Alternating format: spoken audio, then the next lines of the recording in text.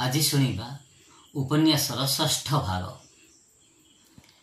चिन्मयी चित्कार कर उठिला, भाउज तमे किछि जानिना, भाउज किछि जानिना, तमे समस्ते मसी मते पागली करि दियो ना, अंध करि दियो ना। कांचन हाथ जोड़ी बारण कले, मो सुना मो धन आउ किछि कह नाही, मोर भूल हे जाइछि। तथापि मु तुम भाई को वायरलेस करिछि, काली सकाळे आसीबे, एई छोटिया कथाटी बुझीदेबे नहीं। मो सुनाटी परा सोईपर। तिनी घरे सोईले, किए सोईला किए चेईला भगवान जानती। रातिर अंधार बढ़ी बढ़ी जाउथिला, आकाशर शेष ताराटी भी लिभि गला, चारिआडे खाली अंधार अंधार और अंधार।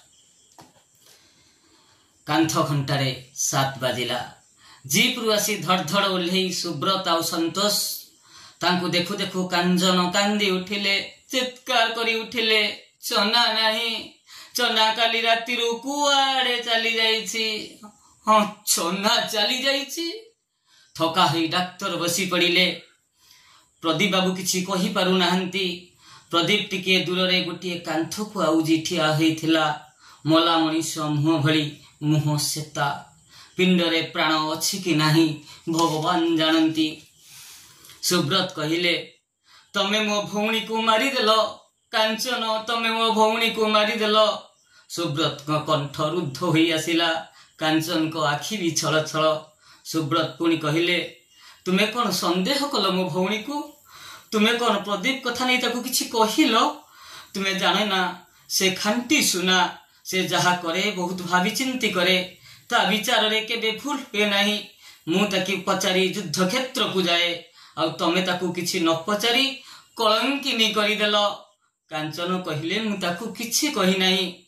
मु भी जाने मधुमालतीर खाली महक, सेतिरे दुर्गंध केबे थाई न पारे।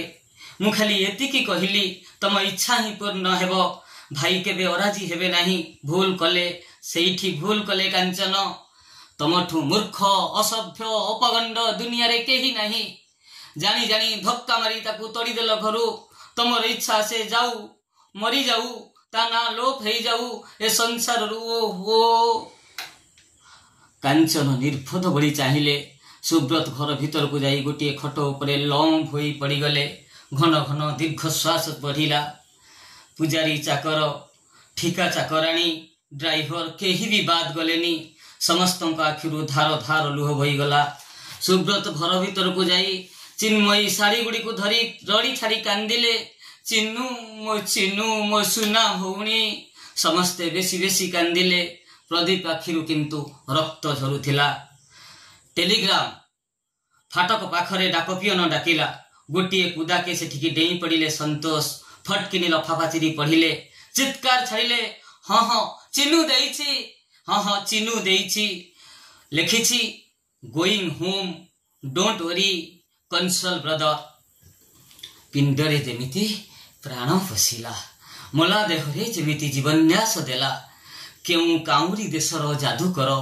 सुब्रत कहिले, संतोष जल्दी गोटे वायरलेस पठा हेडक्वार्टर्स को।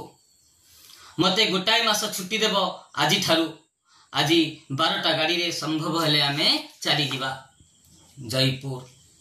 भाई अछंती, भाउज अछि, माँ अछि। चिन्मयी नियमित कॉलेज जाउछि आसुछि। घर भितरे कबाट किली बसी पढ़ुछि आउ पढ़ुछि। जेमिति गोटे चिन्मयी मरी जाइछि, आउ गोटे चिन्मयी जन्म नेइछि। भाईंकर कड़ा आदेश, केही ताकू पछ कथा किछि पचारिबो नाही। से अध्याय रे पूरा पूरी डोरी बंधा होइछि। सुब्रत खाई बसिछंती। माँ आसी पहुंचिले, कहिले, किरे सुबा, तू तो हेंगुला को बहुत हेंगिली। एथिरे घर चलिबो केमिति? कोउ दिन तते घर दायित्व लागिबो? चनार दुल मुकुट टिके मु देखिबिनी? सुब्रत गंभीर हेले, कहले, बोऊ तू कोन भाबुछु? मु चुपचाप होई बसिछि। मु सब ठीक ठाक करि सारिछि। हेले तारु टिके सूचना। हाँ रे, मूर्ख कोन आउ गछरे फलंती? किरे 3 वर्ष हेला तो ता बाहाघर विनायक सांगरे ठीक हेइछि। कांचन कहिले, अच्छा बोऊ, चना भितरे मत बदलई देई नहीं तो? तमे ठीक जानिछ? मत बदलैबो? किंतु कहीं जदि से भितरे विनायक को छाड़ी प्रदीप आड़ को ढली पड़ी थाए प्रदीप जी पाखक हप्ता चिठी लिखुला से जहाँ को देखा करने को जाए गंजा सी जेते आकुल हो चिठी लिखे आउ ये मोर आगरे से चिठी की चिरी नले दियासिली मारी पड़ी दिए। चिन्मयी गर्जन करी कहला भाउज हे चिठी नियो विनायक लंडन रू लिखिछि। चिठी फिंगी चिन्मयी तम तम होई पुणी कॉलेज चलीगला। चिठी सुब्रत पाखक ही लेखा थिला। मोर प्रिय सुब्रत भाई चिन्मयीर चिठी पाई मु विव्रत होई पड़िछि सतेरे। से लिखिछि ताकु समस्ते भूल बुझुचंती तारी पाई परिवार रे नाना अशांति तार भी धैर्यच्युत हेलानी। से सबु बेले गोटे मानसिक शून्यता अस्थिरता अनुभव करुछि। तेणु मु स्थिर करिछि एई मास शेष बेलू किछि दिन छुट्टी नहीं जाई कलिकता रे पहुंचीबी। चिन्मयी की धरी कलिकता आसंतु सेइठारे पारंपरिक रीति रे हेउ बा कोर्ट रेजिस्ट्रेशन करी हेउ विवाह करिनबा। चिन्मयी भी सेई कथा खोला खोली लिखिछि। विवाह परे आमे दुहे लंडन चली आसीबू सेइटा भी चिन्मयीर इच्छा। आउ गोटे दिन भारत रे रहिबाकू से चाहे नाही। भारत प्रति तार केमिति गोटे घृणा आसी जाइछि। रहिली शुभेच्छार सह विनायक। चिठी पढ़ी सुब्रत कांचन मुह को चाहिए। कांचन सुब्रत मुह को चाहिए अबाक हेई।